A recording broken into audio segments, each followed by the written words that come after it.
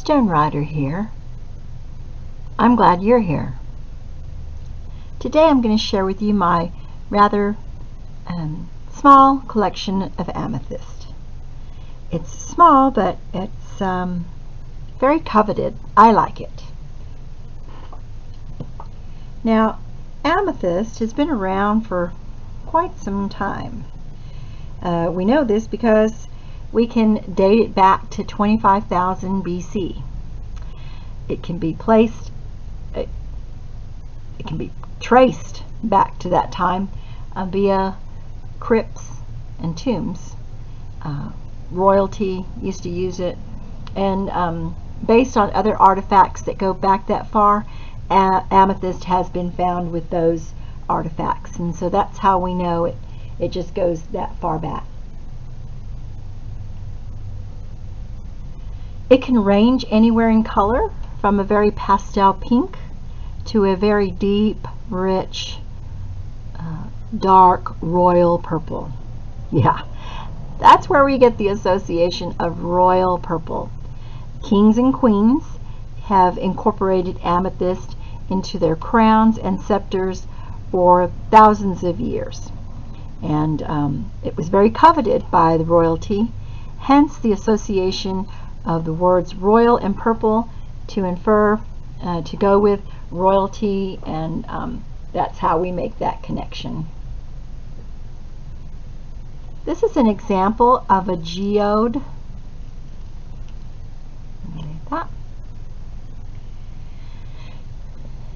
And this is what a geode looks out on the outside, typically, and I'll show you the backs of the others as well.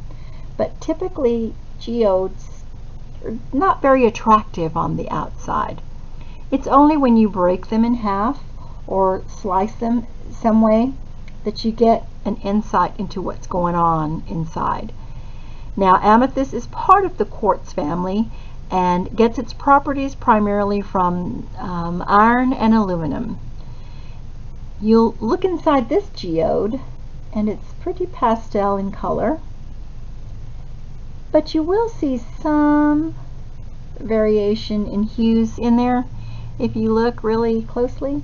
That's not my light mechanism. That is really the way the colors of the crystals are inside. And I just think that's a beautiful specimen. I don't know where I got that. I pretty much just buy anything I like. I try to buy from reputable sellers, but in the end it is whatever I like and whatever I'm drawn to. Here is another example of the crystals, and on this particular specimen, again, you will see the light and the dark shades coming through. I can see 3 or 4 very, very deep, dark purple crystals within this specimen. Now I'm going to flip it over and show you the back side. I'll show you the side there, and this is what it looks like in its its outer casing. Not too attractive. You wouldn't think anything much is going on, but pow, something's going on. Kind of like an oyster, huh? Not too attractive. And here's my third example of rough. Now, this particular piece of rough has been enhanced somewhat. That appears to be pyrite, and that looks like a pewter wolf. Someone, I don't know what they were trying to do, but I felt like a rescue. I feel like that's my rescue wolf, and I just had to snatch him from wherever he was.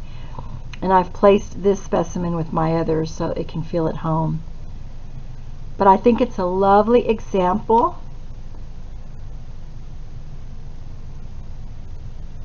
of the way it grows.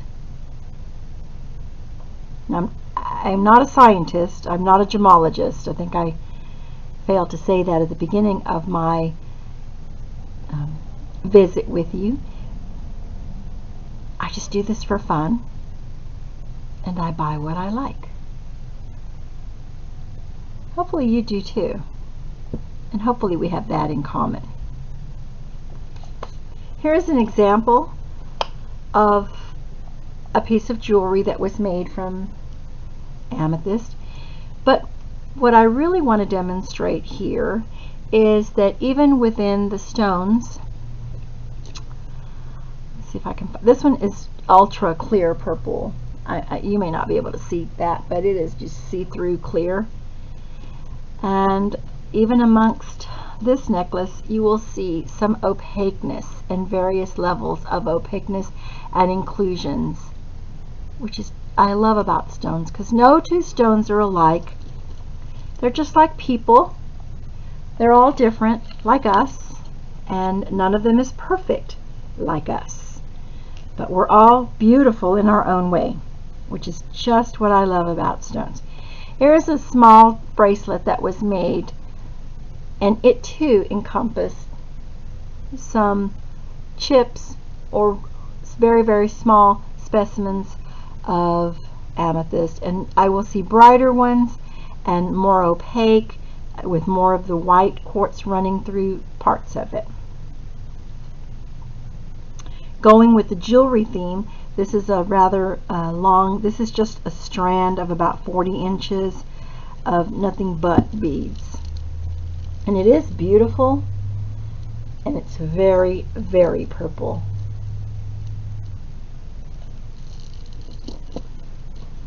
This ring is very opaque, and it's just a deep, deep, it's deep. I don't know if you can see how deep, but it runs the whole undercarriage of the ring. The stone runs through. I cannot even imagine how many carats that is, because I can't take it out and weigh it. It appears to be 10, 12, like a just a huge carat weight ring, just in amethyst alone. And it's very beautiful and very vibrant. So I love that. But here's my last example of a rough piece. This piece I like to think is very bohemian, but I want to say this is one of the darkest examples I have of rough, because that's a rough piece. There's no polish to it at all. It's just where the crystals formed, and I can show you that's the back. Someone wire wrapped, say, a purple, it's like a pearl, and 3 additional amethyst crystals onto that pendant. I like to wear this when I'm casual, because it just gives me a very bohemian feel, and I like it.